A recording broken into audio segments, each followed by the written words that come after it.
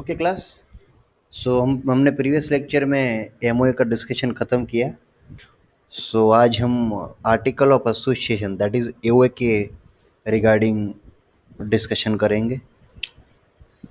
As I told you in my previous lecture that MOA में object होता है company का, उसका share capital, liability, address of the register office and ये सारी डिटेल वहाँ पर मेंशन होती है। अब ये ऑब्जेक्ट को अचीव करने के लिए जो रूल्स फ्रेम किए जाते हैं, जो रूल्स प्रिस्क्राइब्ड किए जाते हैं, उसे बोलते हैं आर्टिकल ऑफ एसोसिएशन।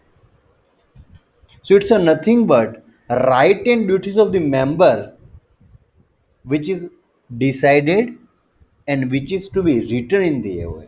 मतलब एओए में होता क्या है, कितना राइट और कितने ड्यूटीज मेंबर को प्रोवाइड की गई है, जो भी ऑब्जेक्टिव उसे अचीव कैसे करना है। सो अगर इन सिंपल वर्ड में मैं उसे बोलना चाहूँ तो उसे बोल सकता हूँ इट इज इंटरनल एडमिनिस्ट्रेशन। अगर आप सीधी लैंग्वेज में उसे बताओ एओए को तो बता सकते it's internal administration. So definition के बारे में देखते हैं तो लॉर्ड केन्सन साहब ने बहुत ही बड़ा अच्छा डेफिनेशन दिया है। लॉर्ड केन्सन साहब बोलते हैं कि ये जो भी है AOA is a document showing the rules and regulation of internal administration of the company. એટલે કંપની જો પોતાના આંતરિક વહીવટ અને રોજિંદા વહીવટોના જે નીતિ નિયમો બતાવ્યા છે ને, એ નીતિ નિયમ દર્શાવતો દસ્તાવેજ છે એ એઓએ છે. હવે એઓએ કંપની બનાવવું કમ્પલસરી નથી. કંપની લોમાં ટેબલ એ આપેલું છે તો તમે ટેબલ એને પણ લઈ શકો. અને જો કોઈ કંપનીને પોતાનું એઓએ અલગથી બનાવવું હોય સેપરેટ, તો એ સેપરેટ પોતાનું આર્ટિકલ ઓફ એસોસિએશન બનાવી શકે છે. મીનિંગની વાત કરીએ તો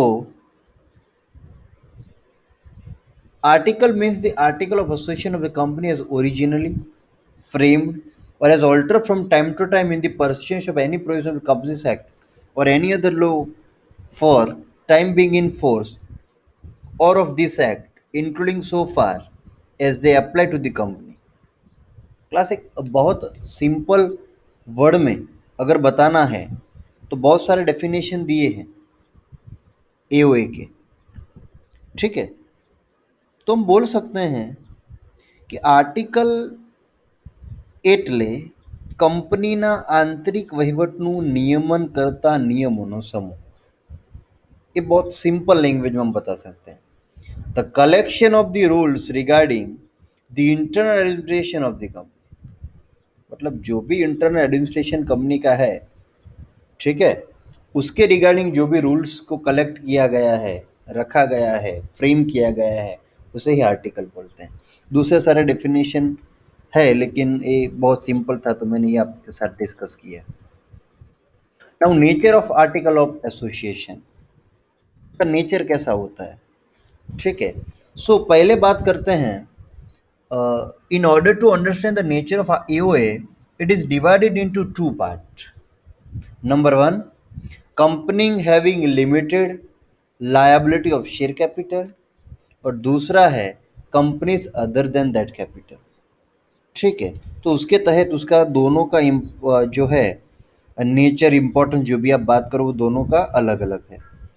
सो यहाँ पर जो पॉइंट नंबर 4 में जो डिस्कस किया गया है, ठीक है, इम्पोर्टेंस, उसे हम देखते हैं।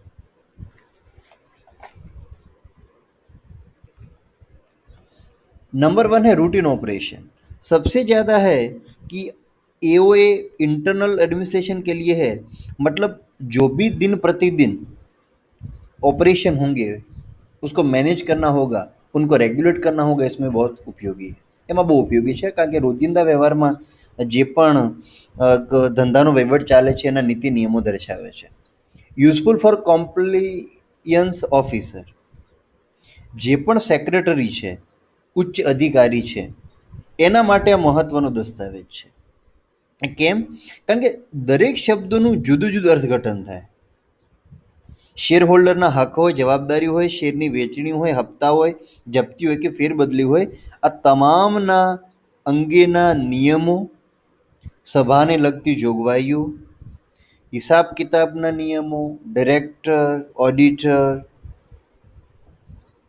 ઓથોરિટી, રિસ્પોન્સિબિલિટી, આ બધા જ કામકાજમાં આ એઓએ જે પણ ઉચ્ચ અધિકારી છે, ઓફિસર છે, એના માટે ઇમ્પોર્ટન્ટ ડોક્યુમેન્ટ છે. કારણ કે એ એમાંથી જોઈને કંપનીની જે સત્તાઓ છે એનો અભ્યાસ કરી શકે છે. નંબર 3 છે યુઝ ફોર ઓબ્જેક્ટિવ એકોમ્પ્લિશમેન્ટ. જ્યારે પણ એમઓએમાં ઉદ્દેશ નક્કી કર્યા છે, પરંતુ આ ઉદ્દેશ કઈ રીતે પાર પાડવાના છે એના નીતિ નિયમો અને ધારાધોરણો એઓએમાં ફ્રેમ કરવામાં આવે છે. એટલે માનો કે શેરમૂડી હોય એ મેમોરેન્ડમમાં દર્શાવાય છે, પણ વિવિધ પ્રકારના જે શેર હોલ્ડર છે તમારા, એના હક જે છે એ આમાં નક્કી થાય છે. અને એટલા માટે તો ઘણીવાર એવું પણ કહેવામાં આવે છે કે એમઓએ અને એઓએ બંને જોડિયા ભાઈ છે. It's a like brother, like twins, if you can say, like twins. So article is a computer document to the MOA. બરાબર છે, એ મેમોરેન્ડમનો પૂરક દસ્તાવેજ છે એવું કહી શકીએ. નંબર 4 છે ડિટરમાઇન્સ વેરિયસ રિલેશન્સ.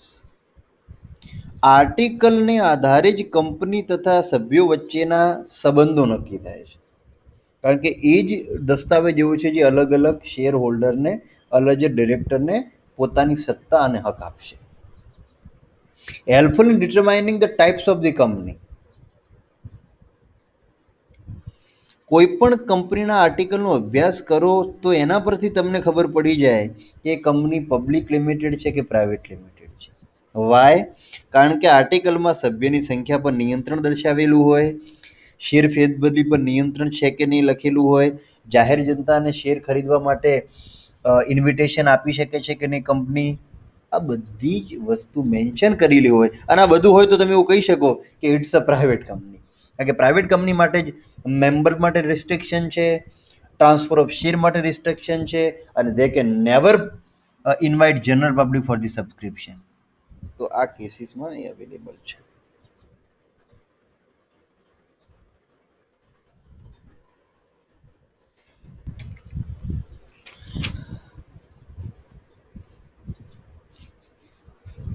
હવે આજે આપણી વાત કરી હતી એની ચર્ચા આપણે અહીંયા કરીએ છીએ. Public limited company having limited liability of share capital.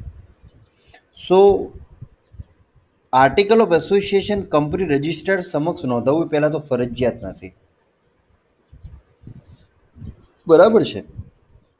જો આવી કંપની ટેબલ એને અપનાવી શકે તો ટેબલ એની જેટલી પણ જોગવાઈઓ છે બધી જ જોગવાઈઓ એને લાગુ પડે છે. એને સેપરેટ ન બનાવવું તો નથી બનાવતી કોઈ પણ કંપની.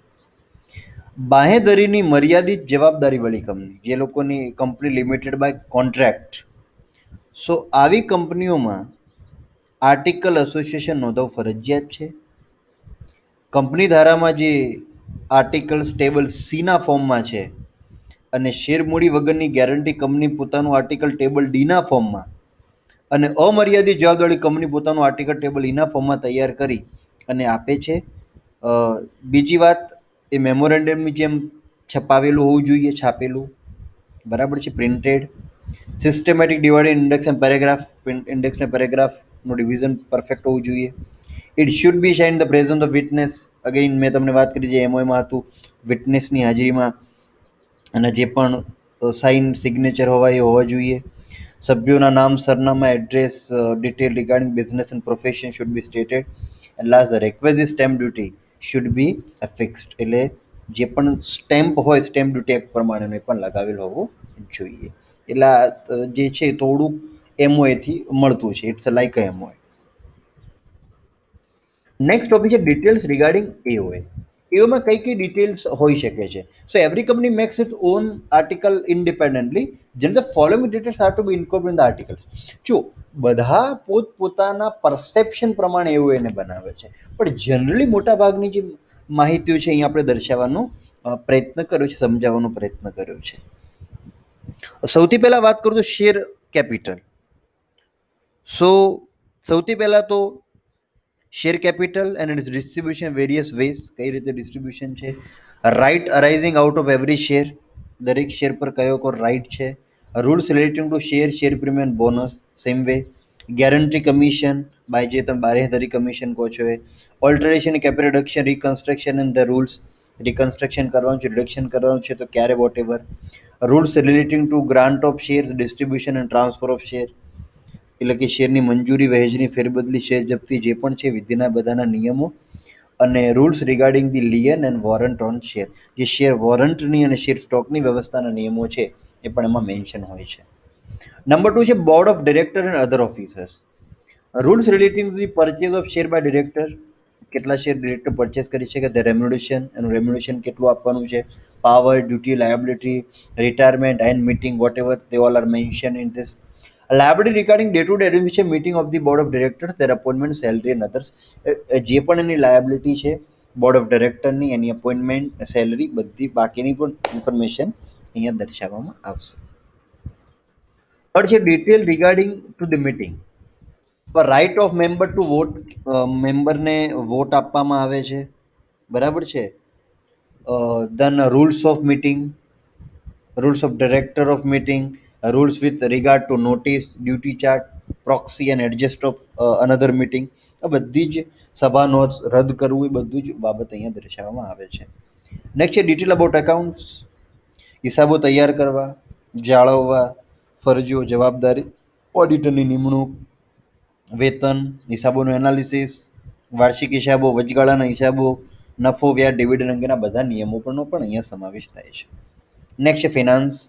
ફિનાન્સમાં નાણાંનો વહીવટ કરવાની સત્તા, જવાબદારી, રિઝર્વ ફંડનું વધારે તમારે જો લેવાના હોય તો increase of fund, rule relating to taking a loan, power, liability and procedure, rule for making deposit from profit, bonus share etcetera, એ પણ અહીંયા મેન્શન થાય છે.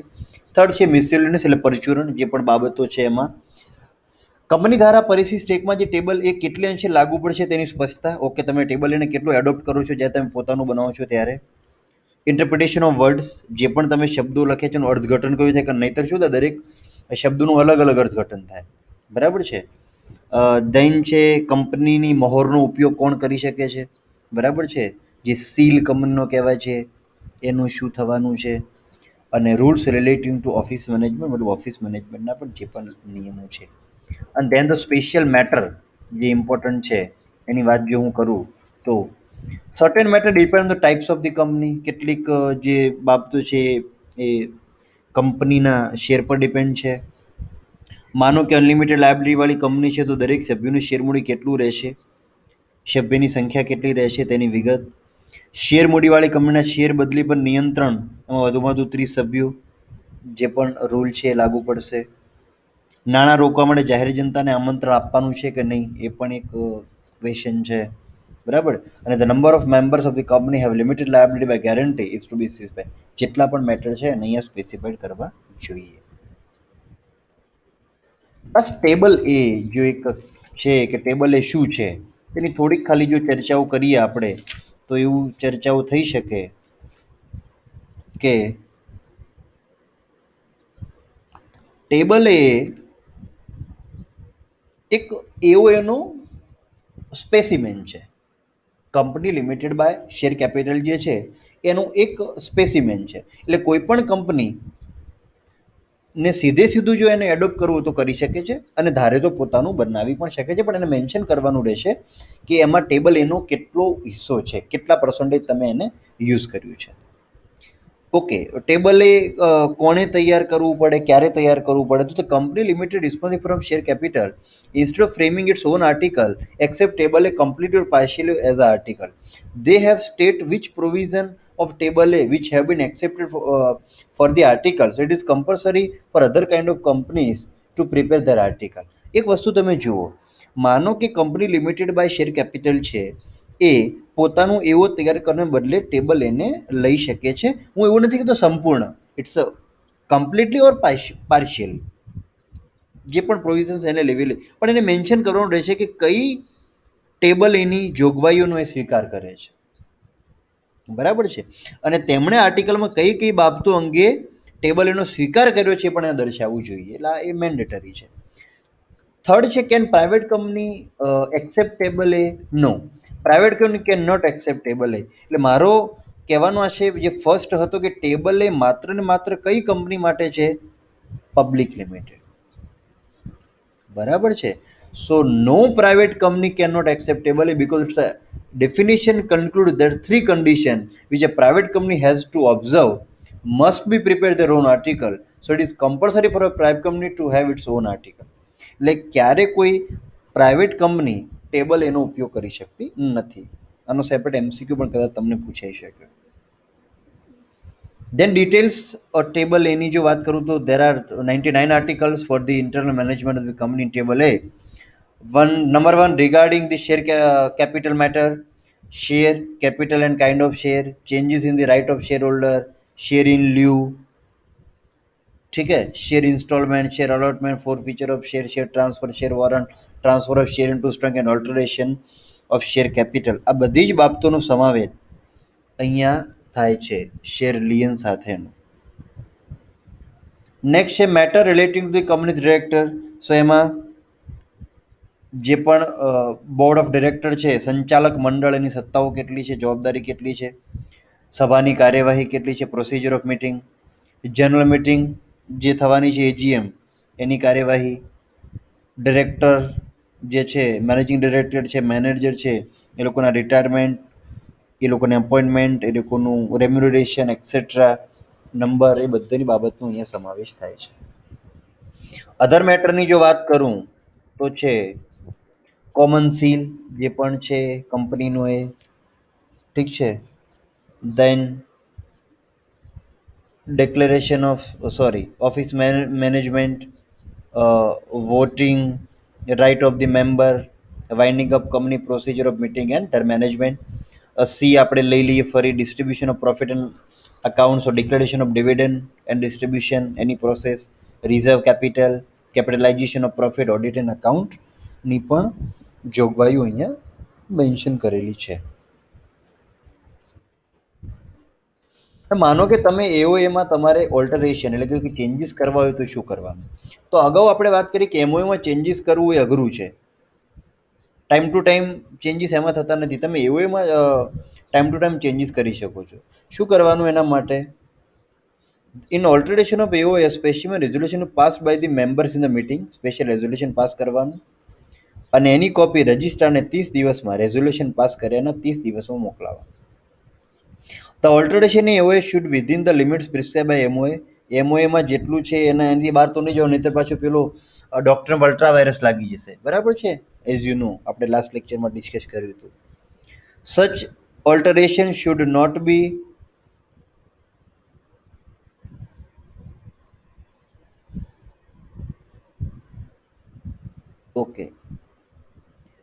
repugnant of the company law or any other law of land. હવે જુઓ, તમે જ્યારે ઓલ્ટરેશનની વાત કરો છો તો જો આપણે ઠરાવ તો પસાર કરી દીધો, બરાબર છે, 30 દિવસમાં તમે નોંધણી પણ કરાવી નાખી, બરાબર છે, અને આ ઓલ્ટરેશન જે પણ તમે કરો છો એ ફેરફાર કોઈ બીજા કાયદાની કોઈ જોગવાઈનો ભંગ ન કરે તેવો હોવો જોઈએ. એટલે બાકીના કોઈ જોગવાઈનો તમે જો ભંગ કરો છો લોનો તો એ ન થવું જોઈએ. બરાબર છે.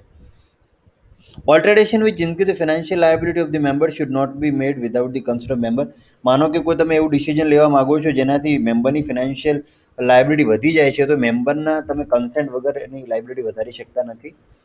In order to alter certain clause, permission from the central government is required. Okay, માનો કે તમારે તમારા શેરનું કન્વર્ઝન ઓફ પબ્લિક લિમિટેડનું પ્રાઇવેટ કંપની કરવું છે, બરાબર, યા તો તમારે ડિરેક્ટર એક્સેડિંગ મોર દેન 12 કરવા છે, ડિરેક્ટરની સેલરી વધારવી છે, તો આવા કેસમાં તમારે સેન્ટ્રલ ગવર્મેન્ટની પરમિશન લેવી પડશે. રિસ્ટ્રિક્શન બાય કોર્ટની જો વાત કરું તો આર્ટિકલમાં ફેરફાર કંપનીના હિતમાં હોવો જોઈએ. શુભ નિષ્ઠાથી અને પ્રામાણિકતાથી હોય તો ઠીક છે, નહીંતર કોર્ટ પરમિટ નહીં કરે. બોનાફાઇડ તમારો જે છે પર્પઝ એ હોવો જોઈએ.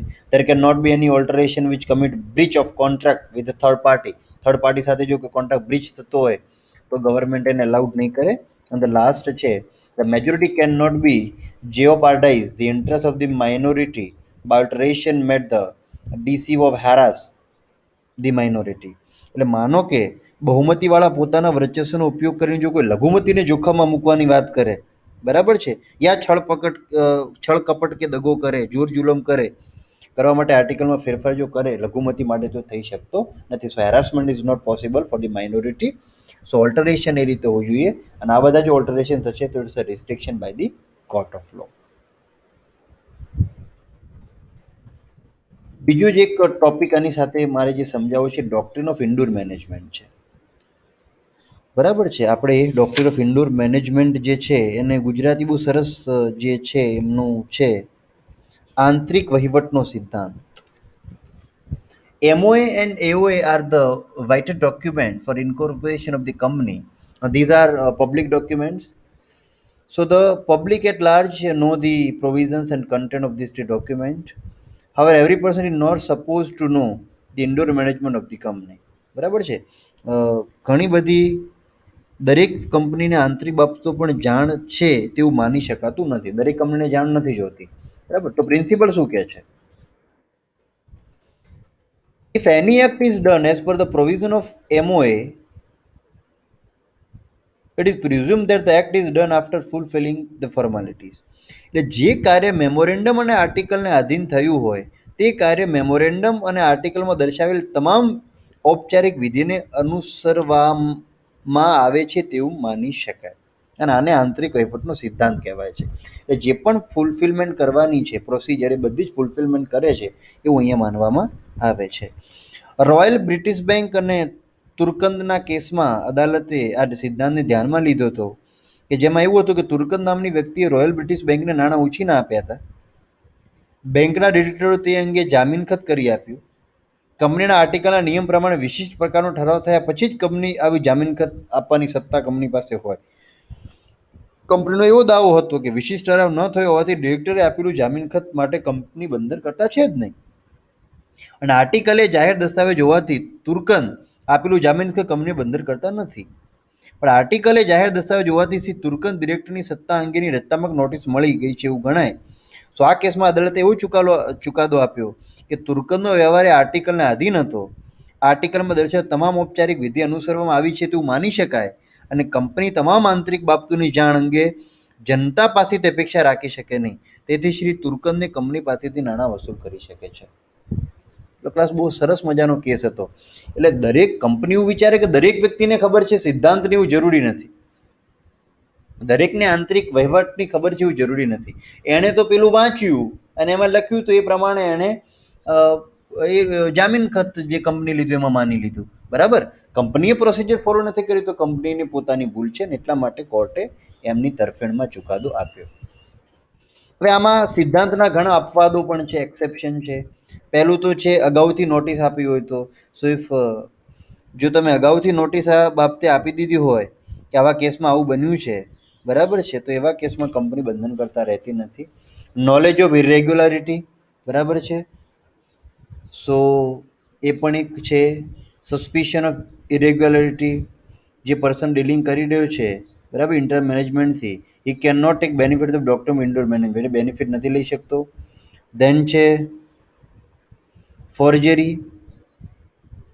Sometime a person dealing with a company rely upon the document which is forged by the officer of the company. In such case he cannot take the benefit of indoor management. એ બીજાને આધીન છે તો એ પણ આમાં ધ્યાનમાં લેવામાં આવતું નથી.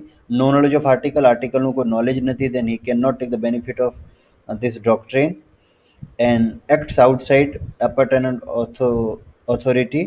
Sometimes person entering into contract with the company through its officer who has no authority to act on behalf of company. In such case again he cannot take the benefit of this. મતલબ જેની પાસે સત્તા જ નથી એ જો dealing કરે આમાં તો પણ એ જે છે એ એ આ આર્ટિકલનો લાભ લઈ શકે એમ નથી. એટલે સૌથી ઇમ્પોર્ટન્ટ જે મારે સમજાવવું છે એ ડિફરન્સ આ મોસ્ટ આઈએમપી છે from the examination point of view, જેની આપણે પછી ચર્ચા કરીશું. સૌથી પહેલા જે છે એ છે ડેફિનેશન, ડિફરન્સ બિટવીન એમઓએ એન્ડ એઓએ. સૌથી પહેલા છે ડેફિનેશન. સો આપણે અગાઉ વાત કરી હતી કે it's a document which is contains the clauses, that is name clause, address clause, capital clause, liability clause, association clause. So this is general meaning. And this is a document which contains SIRF rules and regulation for the internal management. So this is a basic difference, and it's a meaning and definition of the respective MO and AOA. Types of document. So it's a basic and fundamental document. It's a basic and fundamental and unalterable document. आप frequently उसे change नहीं कर सकते. ठीक है.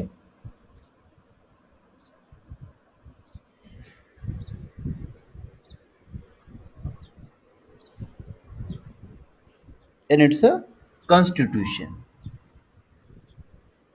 It's a subsidiary document which provides rules and regulation which company are laid down. Incorporation framing MOA is compulsory for all kind of companies. એટલે તમારે company તરીકે એમઓએ તો બનાવવું જ પડે, બટ જેમ મેં હમણાં વાત કરી કે ટેબલ એ તમે લઈ શકો છો ધ્યાનમાં instead of preparing separate AOA. Function it state clearly the scope of the company. શું દર્શાવે છે MOA? Scope. And it indicates how to realise the object stated in MOA. એટલે એમઓએ જે ઓબ્જેક્ટ લખ્યા છે ઓબ્જેક્ટ કઈ રીતે પાર પાડવામાં આવે છે એની વાત કરે છે ફંક્શન. પર્ટિક્યુલર્સની વાત કરું તો આમાં name of the company, registered office, object, share capital, liability, association બધી વિગતો દર્શાવવામાં આવશે. અને અહીંયા આપણે હમણાં ભણીને આવ્યા share capital, management of meeting and miscellaneous બાબતોનો સમાવેશ અહીંયા થયેલો છે. રિલેશનશિપની વાત કરું તો it defines company relation with outsiders and general public. એમઓએમાં જે તમે દર્શાવો છો એ તમારો આઉટસાઇડ થર્ડ પાર્ટીનો અને કંપનીનું રિલેશન દર્શાવે છે, જ્યારે it shows internal relation with the company and its shareholders. Supremacy વાત કરું તો being a basic document, its supremacy over article of association and cancels provisions which are against the article. એટલે આર્ટિકલમાં જો કોઈ એવી પ્રોવિઝન હશે, બરાબર છે, તો એ ચેન્જ કરી શકશે. એટલે માનો કે આર્ટિકલની કોઈ પણ જોગવાઈ દસ્તાવેજને કલમની વિરુદ્ધ હોઈ શકે નહીં, અને જો હોય તો આર્ટિકલમાં જોગવાઈ અર્થહીન છે અને મેમોરેન્ડમ એમાં સૌથીમાં સર્વોપરી છે, બેસ્ટ છે. And being a subsidiary document, it is not enjoy supremacy over MOA and cannot contain provision which are inconsistent with the MOA. એટલે આ ગૌણ દસ્તાવેજ હોવાથી એમઓએમાં જે દોરેલી મર્યાદામાં રહી છે એમાં જેને કામ કરવાનું છે, એટલે એમઓએને આધીન છે, એટલે એમઓએની ઉપરવટ એ ન થઈ શકે. એટલે એમઓએ એ સુપ્રીમ છે રાધર દેન એઓએ, એવું કહી શકાય. અલ્ટરેશન, સુધારા વધારાની વાત કરું તો since it is a basic document, alteration in its extremely difficult. મેં તમને હમણાં જ વાત કરી હતી કે એમાં બંધારણ છે, પાયો છે, એટલે અતિ મહત્વ દસ્તાવેજમાં ફેરફાર કરવો સરળ નથી. હા, કરવો છે દેન તમારે બહુ લોંગ પ્રોસિજર છે, એક્સપેન્સિવ છે, અને કંપની લો બોર્ડ જે છે એની મંજૂરી પણ એની માટે લેવી પડે. It's a subsidy document, so it's easily altered. તમે એનો સુધારા વધારા કરી શકો છો. If changes is are lawful and within the limit of MOA. એટલે એમઓએના જો લિમિટમાં હોય અને લોફુલ છે, બોનાફાઇડ છે, તો એમાં કંઈ તમારે વધારે કંઈ પેલી નથી જફા મારી, સીધા આમાં ચેન્જીસ થઈ શકે છે. અલ્ટ્રા વાયરસ ઓફ પાવર, તો આપણે બે અલ્ટ્રા વાયરસની વાત કરી હતી. એક તો હતું ડોક્ટ્રિન ઓફ અલ્ટ્રા વાયરસ અને બીજું હતું doctrine of indoor management. So any work it is not mention in the MO is done by the director is called ultra vires of power. Same મેં તમને વાત કરી હતી એમ. અને it can not be approved even by the consent of all the members. એટલે એ ક્યારે ચાલે નહીં, જે આપણે ઓલરેડી ડિસ્કસ કરી ચૂક્યા હતા. અને the limit of MOA but out of AOA of association if any work is done, it is called ultra vires of director, which can be approved by thereafter. એટલે માનો કે એઓએ માં નથી મેન્શન કરેલું, આર્ટિકલની બહાર જે, પરંતુ એમઓની અંદર રહેલા જો કાર્ય કર્યું હોય તો અલ્ટ્રા વાયરસ ધ ડિરેક્ટર કહેવાય, જે પાછળથી મંજૂર કરી શકાય. કેમ? કારણ કે એમઓએ આપણી સીલિંગ છે, તમે એમઓએને ક્રોસ કર્યું નથી. એઓએને ક્રોસ કર્યું છે, વાંધો નહીં, પાછળથી એની અપ્રુવલ લઈ શકાય, પણ એને કહેવાય ultra virus to the director. And last one is a control. Company gets power to act by memorandum, but it's control the scope of the company. એટલે એવું કહી શકાય કે તે કંપનીનો ચાર્ટર છે અને કંપનીના કાર્યક્ષેત્રનો ઉલ્લેખ એમાં કમ્પ્લીટ જોવા મળે છે. Scope. Director and other officer get the power regarding internal administration by article and it's a control their powers. એટલે આ કંપનીની આંતરિક વ્યવસ્થા દર્શાવે છે અને કંપનીના સભ્યોના કેટલા રિલેશન્સ છે, બરાબર છે, એ દર્શાવતું ડોક્યુમેન્ટ છે. સો ક્લાસ આપણે અહીંયા બહુ જ અગત્યનો ડિફરન્સ પૂર્ણ કરીએ છીએ. નેક્સ્ટ સેશનમાં આપણે પ્રોસ્પેક્ટસ એટલે કે વિજ્ઞાન પત્રની ચર્ચા કરીશું. Thank you very much.